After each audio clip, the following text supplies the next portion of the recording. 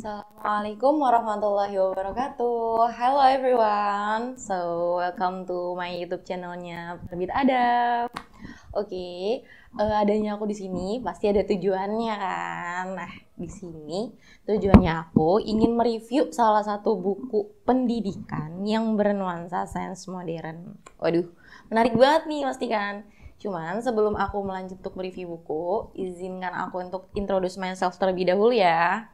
Oke guys, kenalin nama aku Rosmida. You can call me Mida. Halo.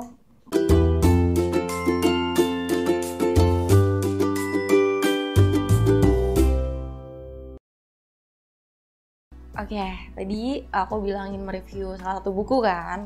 Nah, buku yang pendidikan bernuansa sains modern.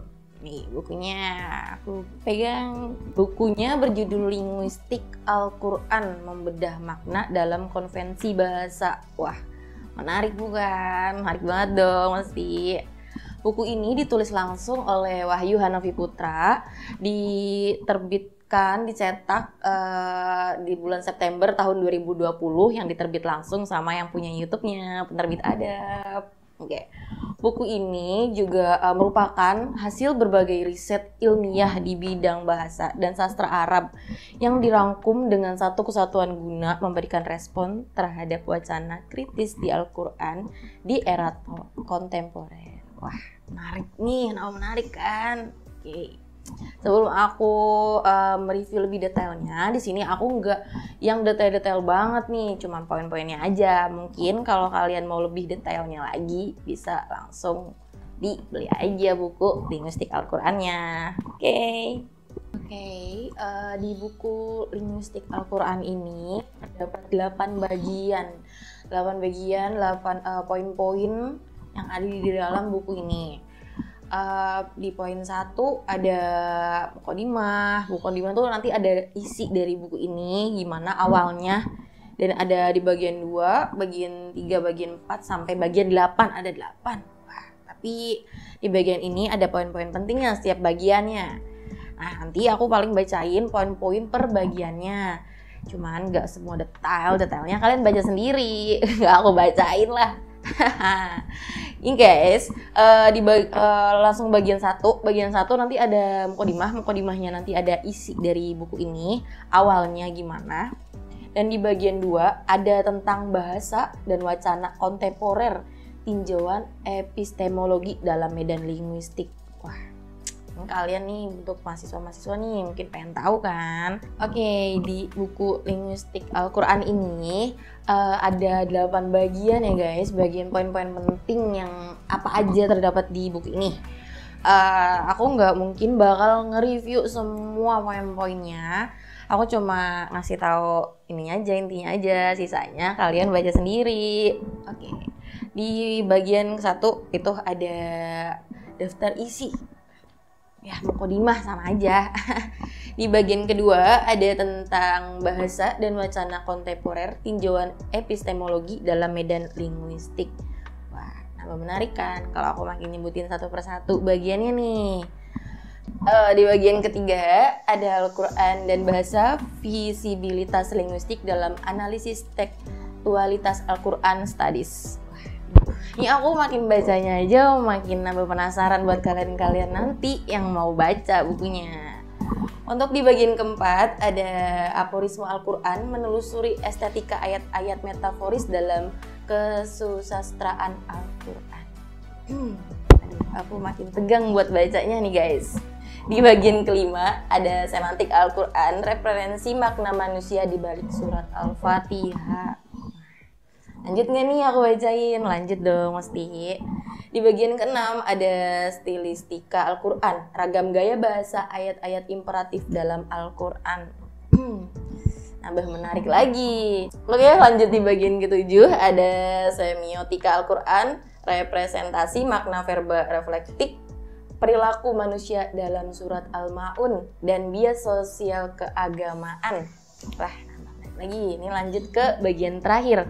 Bagian 8 tentang hipersemiotika, kritik nalar semiotika sebagai teori dusta dalam reinterpretasi Quranis hadis. Wah, menarik. Cuman di sini nanti aku akan ngasih tahu per poin-poin setiap bagian, cuman nggak semuanya. Yang tadi aku bilang, sisanya kalian baca sendiri. Oke, tadi aku akan bacain poin-poin yang apa aja yang ada di per bab-babnya, per bagian-bagiannya ya kan. Cuman tadi aku bilang nggak semuanya aku bacain. Di bagian ke-1 mungkin nggak usah aku kasih tahu lagi ya apa aja gitu kan, karena itu daftar isinya awal dari permulaan buku ini. Di bagian kedua ada bahasa dan wacana kontemporer, tinjauan epistemologi dalam medan linguistik. Isinya itu ada terminologi linguistik, ada kebenaran bahasa, ada dialektika pragmatik dan lain sebagainya. Aku bocorin di bagian kedua. Di bagian kedua ini ada poin penting yang mungkin bikin nambah menarik lagi untuk kalian baca lagi guys. Nah, di bagian kedua ada membahas tentang linguistik yang menjadi trending topik bagi kalangan pemerhati bahasa, yang membahas mengenai hal ihwal fenomena bahasa yang dikaji melalui metode yang bersifat objektif, empiris, dan ilmiah. Wah, menarik nih buat kalian baca lagi ya kan. Oke, next lanjut ke bagian ketiga. Yang tadi aku bacain adalah Quran dan bahasa, visibilitas linguistik dalam analis tekstualitas Quranis Studies. Yang poin-poinnya adalah Quran Wahyu, Allah Subhanahu wa Ta'ala yang berbahasa Arab, karakteristik dan dimensi ijaz bahasa Al-Quran dan lain sebagainya. Nah, menarik lagi kan untuk kalian mahasiswa-mahasiswa nih, pelajar-pelajar yang ingin mengetahui apa maksud dan inti dalam buku ini. Oke, lanjut ke bagian keempat. Ada aforisme Al-Quran menelusuri estetika ayat-ayat metaforis dalam kesusastraan Al-Quran. Wah, poinnya ada redefinisi metafora dalam terminologi linguistik Arab, melacak estetika ayat-ayat metaforis di Al-Quran dan lain sebagainya. Tuh, lanjut ya. Lanjut di bagian kelima ada semantik Al-Quran, representasi makna manusia di balik surat Al-Fatihah. Nanti isinya ada makna dasar atau asasi dan makna tambahan relasional semantik Al-Quran dan model pembacaan semantik representasi makna manusia dalam surat Al-Fatihah. Nah, lagi nih. Oke, lanjut aja next ya. Bagian ke-6 tadi ada ragam gaya bahasa ayat-ayat imperatif dalam Al-Quran. Nanti isinya ada ranah analis, ada stilistika Al-Quran dan lain sebagainya juga. Waduh, pokoknya nih aku yang lihatnya aja di isinya buku ini nih menarik banget untuk dibaca nih. Buat kalian yang lihatnya, yang dengerinnya juga nambah menarik kan. Langsung next aja ya. Bagian ke-7 ada representasi makna verba reflektik perilaku manusia dalam surat Al-Ma'un dan bias sosial keagamaan. Yang nanti isinya ada metode semiotika interpretatif dan mekanis kerja tanda dan representasi makna dialogis dalam wacana teks Al-Quran. Oke, lanjut ke bagian 8 ya guys. Tadi ada kritik nalar semiotika sebagai teori dusta dalam reinterpretasi Quranic Studies. Yang berisi nanti di dalamnya ada hipersemiotika, semiotika sebagai teori dusta, dan manifestasi semiotika sebagai teori dusta dalam reinterpretasi Quranic Studies. Oke guys, itu tadi poin-poin yang aku bacain di perbagian-bagian yang ada 8 bagiannya. Buku linguistik Al-Quran ini pokoknya intinya kenapa kalian harus baca ini, karena ada poin-poin penting yang penting banget sih untuk kalian mahasiswa, terutama ya untuk mahasiswa, untuk belajar, buat mengerjakan tugas dan lain sebagainya ya kan nih, buat referensi banget nih, berguna banget pokoknya. Intinya, seiring perkembangan zaman Al-Quran tetap harus mampu berdialog dengan realita kehidupan yang nyata dan diperlukan berbagai pendekatan dalam mengkaji Al-Quran yang tidak lepas dari keilmuan yang menjadi fondasi di dalam analisis bahasa. Wah, itu intinya dari buku linguistik Al-Quran ini.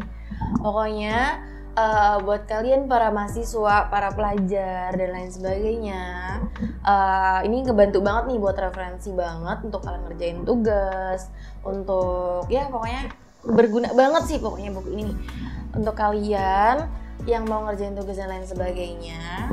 butuh buku tentang pendidikan bernuansa sains modern, kalian bisa langsung aja beli buku tentang linguistik Al-Quran membedah makna dalam konvensi bahasa. Nanti bisa langsung tanya aja dan bisa langsung beli, nanti linknya ada di bawah ya guys. Pokoknya kalian jangan lupa check out buku tentang linguistik Al-Qurannya. Oke, itu aja dari aku. Pokoknya makasih udah nonton untuk pembedahan buku linguistik Al-Quran ini, untuk review salah satu buku pendidikan yang bernuansa sains modern. Itu aja dari aku. Thank you for watching and assalamualaikum.